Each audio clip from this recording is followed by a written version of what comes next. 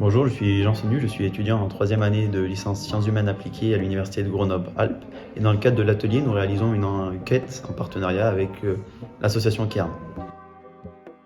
Alors l'atelier, c'est une discipline que nous avons en cours de notre troisième année, qui dure sur les 2 semestres. Et à travers cette discipline, cette matière, on va dire, à part, nous mettons en œuvre tout ce que nous avons pu voir au cours de nos 3 années de licence, puisque c'est un mélange, on va dire, de toutes les matières de sciences humaines que nous avons pu voir.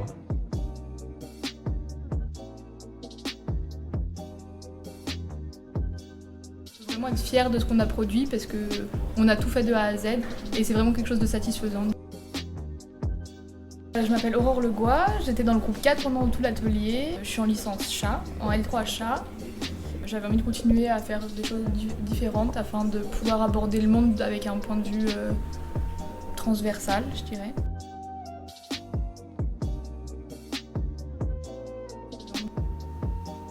En tout cas pour notre groupe, le groupe 4, ça s'est vraiment super bien passé et c'est vraiment agréable de travailler avec des personnes avec qui on arrive à être en synergie, à se répartir les tâches, à se faire confiance aussi parce que c'est vrai que le travail de groupe c'est beaucoup savoir qu'on peut compter les uns sur les autres.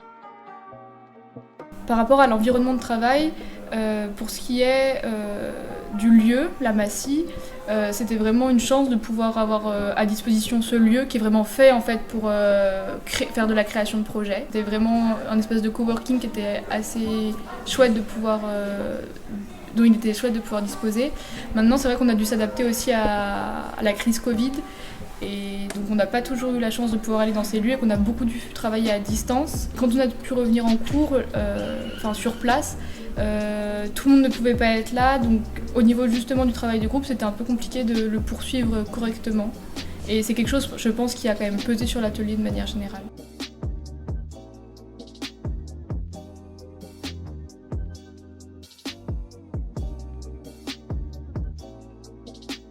Le commanditaire était assez distant, c'était pas forcément, on n'a pas toujours travaillé justement en sachant ses attentes. À la fois c'était quelque chose du coup qui nous a laissé libre de faire vraiment ce qu'on voulait, de répondre à la commande de la manière qu'on souhaitait et en même temps c'était difficile du coup de savoir vraiment quels étaient les attendus, qu'est-ce qui leur serait vraiment utile.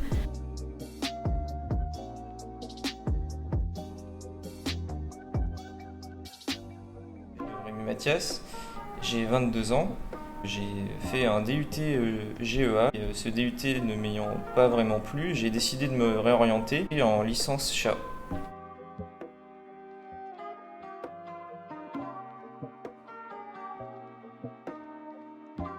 J'ai particulièrement été marqué par la méthode divergence, une méthode qui reprend la méthode classique de brainstorming, excepté que là, ça restait un travail collectif avec d'autres outils ou alors des formes particulières qui étaient supposées stimuler notre créativité.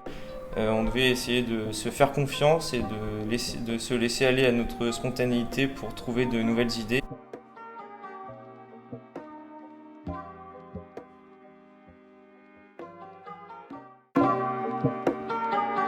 Alors, je m'appelle Lisa Houvet, je suis étudiante en L3 chat et dans le cadre d'une réorientation, j'ai voulu plus me rapprocher des sciences humaines et l'aspect très pluridisciplinaire qu'offrait chat m'a beaucoup attirée.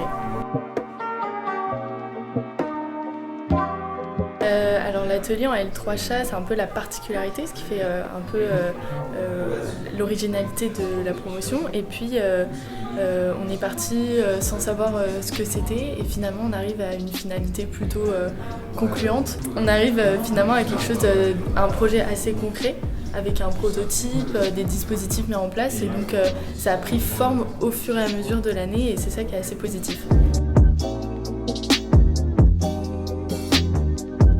Alors justement, dans notre promotion, on était une 60aine d'étudiants. Du coup, c'était, je pense, un peu compliqué à gérer l'effectif. Mais le fait d'avoir fait des petits groupes et d'avoir fait donc 6 groupes a été plutôt intéressant. Et on a pu réfléchir à différents axes de réflexion qui étaient tout aussi importants dans les différents groupes. Et finalement, se retrouver plutôt à une dizaine de personnes, c'était peut-être plus facile à gérer, surtout avec le contexte sanitaire qui nous a un peu compliqué la tâche. Alors forcément, le contexte sanitaire n'a pas du tout arrangé les choses, sachant que l'atelier, c'est dans un esprit assez libre, avec des nouvelles méthodes, une pédagogie assez innovante, donc ça demande une certaine présence et un certain investissement. Et forcément, le contexte sanitaire n'a pas aidé, et je pense que le groupe a compensé ce manque, un peu cette difficulté, et c'était très agréable et très appréciable. Mais c'est sûr que du coup, avec le Covid, on n'a pas pu avoir accès à des lieux super intéressants tels que la Massy. Et forcément, ça a joué. À titre personnel, c'est quelque chose pour moi qui est fondamental et qui devrait être nos nouveaux modèles de collaboration, de communication. Et c'est super intéressant, c'est toute la démarche design thinking, team building. Et du coup, on est vraiment sur un travail de groupe qui est intéressant, productif, chacun met sa pierre à l'édifice et donc c'est très intéressant à faire.